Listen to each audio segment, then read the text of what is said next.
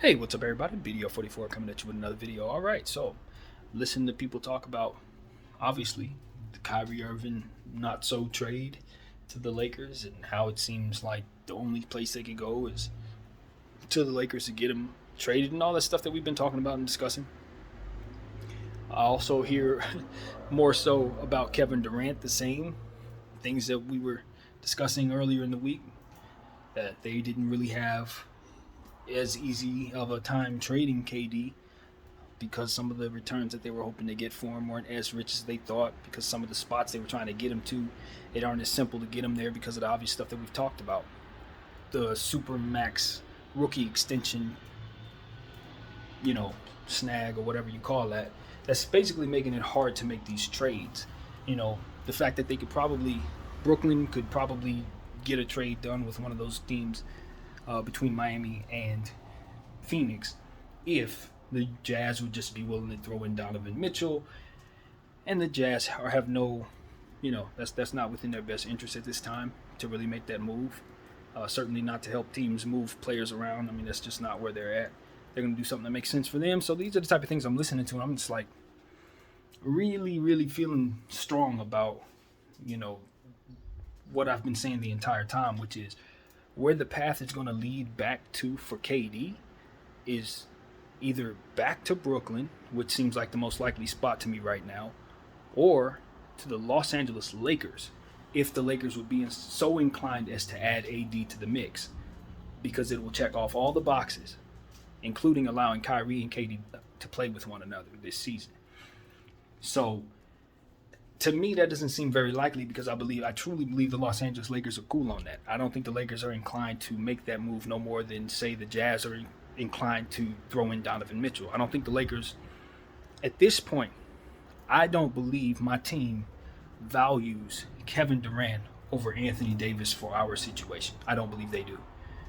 So what I'm telling you is, I don't think KD actually has a spot to go to that will give Brooklyn the return that they're going to be pleased with, and leave him with a team that he can win with.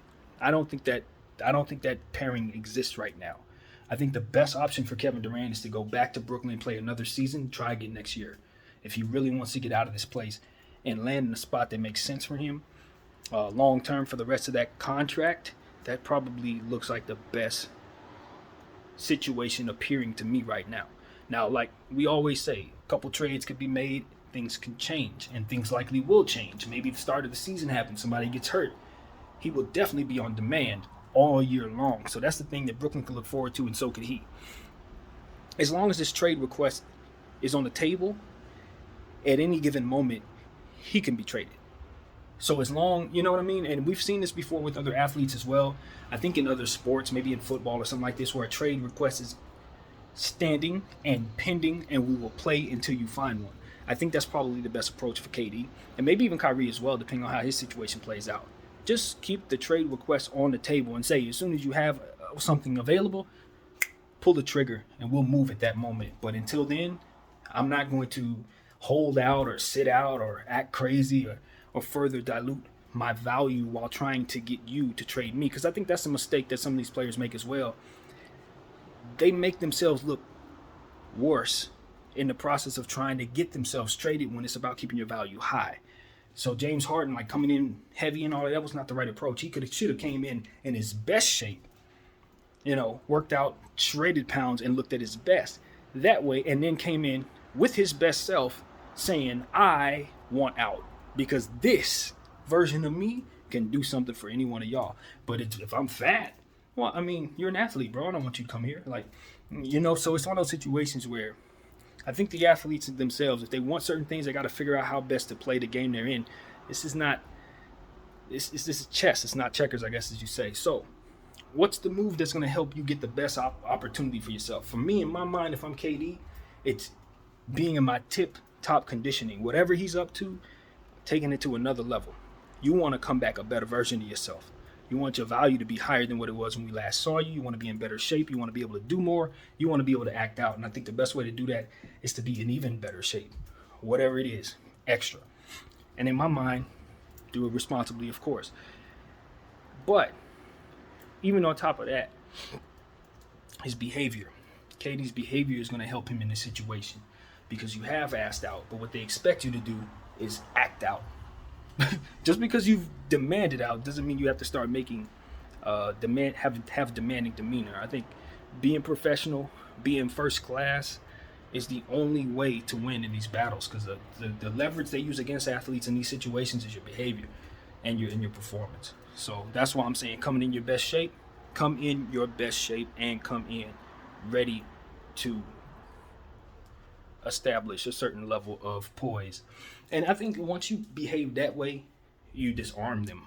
Now they can't say he's acting up, his value's low, he's not being a stand-up guy, or even worse, we're just gonna hold on to him because he looks his best. That's what they may try to do. But what you can still consider and say is, because I'm at my best, every time I get up on this podium, I can reiterate my desire to get the hell out of here. You understand what I'm saying? Like, that's what you can do. Not in a classless way either, but just saying subtle things at the end of the games, like, you know, as I move forward into the next walk of my situation, I want to provide the same level of intensity to the next situation as I am in this situation. And I would be plugging them things every time they put a camera in my face. Little stuff, plug it. Maybe tweet something like, wow, man, I hear something's nice and such. And they'll get so tired of that the pressure that they'll be getting for you to be traded will become so ridiculously annoying that they will finally move you on. But you didn't have to act out. You didn't have to cuss nobody out. You didn't have to miss practice. You didn't have to do none of that. And the message is sent. You're at your best. Your value is high, and you're going somewhere. And that, my friends, is ultimately going to get you what you want. Not going the Harden route, not going the AD route, because what they end up doing is kicking your butt on the back end. Not going the Dwight Howard route. Nope. Because what they end up doing is waiting till you're no longer what you used to be, and then they start kicking your butt. Then they start really hammering you down when no one's looking. And then you put you on the 75. Now they don't want to give you the contracts. Now they don't only want to kind of play you certain minutes. Now you can't play every minute. Now they diluted your value because they're talking about you bad. These type of things. Because they can't kick you when you're high, but they'll wait till you're low, almost out the league, and that's when they enact their revenge. So after watching it for so many years, you kind of know what they need to do. You know what they need to do to not fall in them traps. And so that's what I'm trying to share my opinion on. I think for KD, obviously that trade request still stands. Everybody knows if his man Kyrie wasn't paid, he has no interest in being there. That's what I've concluded. That's what the tea leaves showed me. You pay Kyrie or you get me out of here too. And it looks like the Nets aren't going to do that. So the trade request should stand. The Nets aren't inclined to move because his value is not where it needs to be, and the environment for him to be traded reasonably doesn't appear to be there for them. So they're not going to do it. I don't think they're going to take just any old deal. I don't think they're going to be dreaming of the type of deals that Golden State could provide and then end up settling for a deal that maybe is much less than that. I don't see them doing that. Because they're going to conclude the same thing I just concluded, that his value is going to go up when the season starts. He's going to play well because he's Kevin Durant. And once that happens, you're going to be able to get more for him. So that makes more sense to me. And so I don't know if they're going to go that route. I feel like I've been ahead of the game, to be honest with you, as it pertains to all of the options that KD has had or the different things that they're going to run into. I felt like I saw all of that immediately. And I think they're seeing it play itself out. I think they're seeing what I saw in my head. This trade, nope, we don't like this one. That trade, yeah, it'll work, but if we involve that guy. This team, they don't want to do it. Why? Because they're going to want more. Okay, what about this team? Yeah, that works, but rookie thing. Okay, what about that team? Same issue. What about that team? Timeline's off. What about that team? They're not going to want to move the player they need to move. So it's like it's so much of that. It's only 30 teams. So it's easy to come to that conclusion when you have every team situation in your head. I do. So when I look at it, I'm like, all right, where can he go? And I concluded a few places, but none of it really worked. But the Lakers, y'all. And I was like, am I tripping? Maybe you can go back and watch those videos. I was saying to myself, is this my Laker bias? I'm like, nah, because none of these spots actually work. At the end of the day, what KD's going to have to understand is He picked a bad time to ask out. If without the intent of going back. If you had the intent of going back, you're fine because the plan still stands. But if you didn't have no intention of going back, you're in a real strange zone right now because now, obviously, everything as it's playing out, we can see it. So, he's gonna have to go back to Brooklyn. I really do believe that, and I don't like it for him, but I think that's what's on the table. And it's kind of embarrassing because you're this type of player. You have all this going for yourself, but the thing about it is you give away all your leverage when you sign a 4-year deal without no clause. I think for what y'all plan was, and I think maybe I actually might have thought of this. I don't know if I said anything during the time or not, but I should have seen this. I hope I said something. But Kyrie should have most definitely been the one to sign first. You should not have been the one to sign first, KD, because your money was always going to be guaranteed off the strength of your value in the league. Dare they not pay you? Kai didn't have that. And if you're going to be attached to him in this way, then that move needed to be made back then. There was no way in hell you sign any 5-year deal until they give Kai his money. If that was y'all goal. Because it's too late for this. This is too late. All that y'all trying to do right here, it's just too late, man. It's hard to get them to see it that way. And the problem was, there wasn't no way they were going to give him a 5-year deal while all that stuff was going on. And I don't know when KD signed his contract. It might have been last year, but Kai needed to sign first. He needed to because now they got you on the hook. They can do whatever with him, and you just stuck there. You know what I mean? With no out. You could sit a year, retire. Those are the options. Who wants to do that with that much left in the tank? I think KD got plenty left in the tank. But who's to say if he sits a year, it'll be much left after that? Not a good decision if he would have tried to do that. Not at this age. So hopefully the Nets just respect this NBA great. Understand that they can't really do with him what they need to. And just be smart about what they're going to do next. Have intent on trading him, and as the doors open up for them to do so, pull the trigger and get him out of there. Honor that. Don't have him sitting there moping and sad at 34 years old. You don't deserve that. I understand why y'all didn't want to pay Kyrie. You know what I'm saying? Hey, nobody's going to stone you guys for making that decision, but this is just what it costs. This is what it is. You know what I mean? If you get these personalities in there and you can't handle them, hey, whatever. Cool. You got to let go, though. Can't hold on to them and expect them to just sit there and be something you don't want them to. You want them to be. That's not how the human experience works. No, that falling line, that's just not this generation.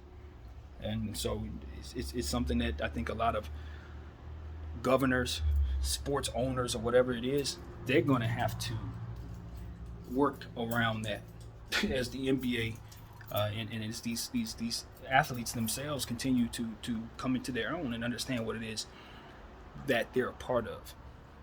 And I think of it like this, I feel like the NBA wants the athlete to know just enough to be able to maneuver in the environment, but it's as if they tell them too much, it's like they don't feel like they can keep control over the situation. But as they start to uncover what's underneath the things that you've depraved in them to understand, they're finding that there's ways for them to maneuver around the situation without really needing to follow certain guidelines and take certain pay cuts that you guys want them to take, and have to stay in certain places that don't really benefit them, but more so benefit the places themselves and the owners that own the teams.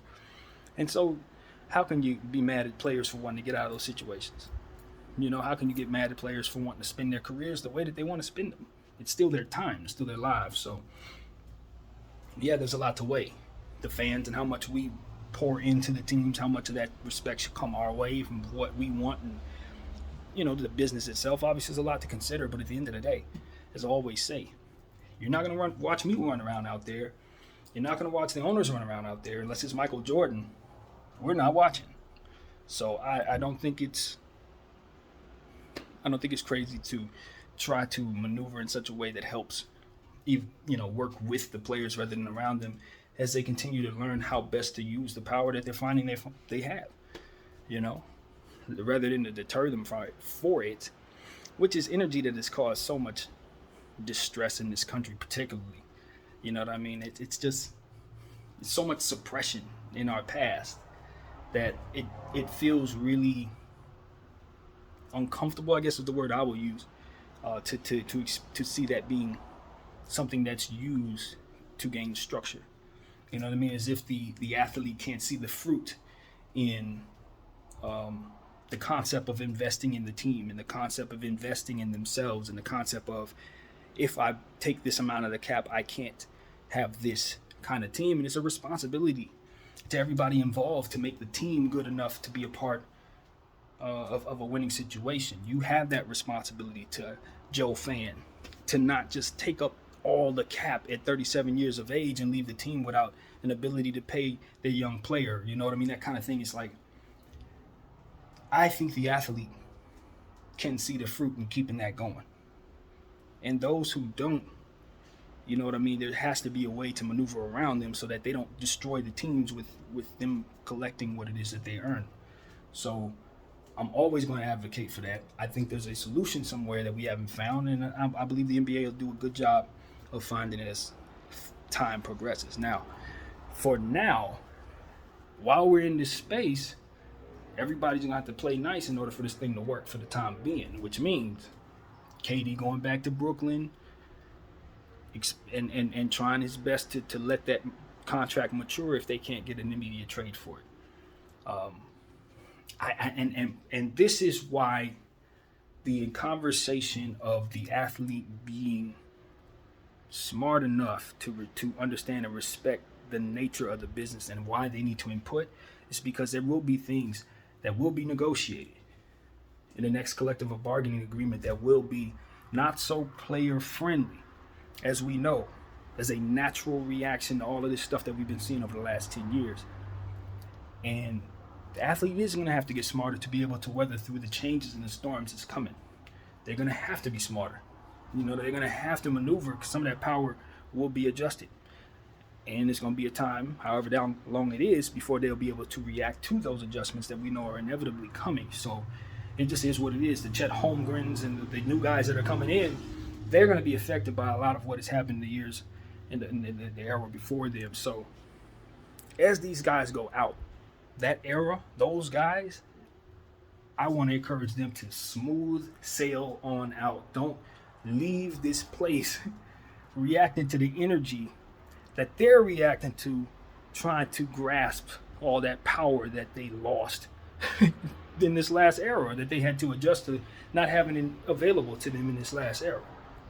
Because that's a natural adjustment. People are like, oh my God, you took my power. That's the human condition. That's how we work. So you know it's coming.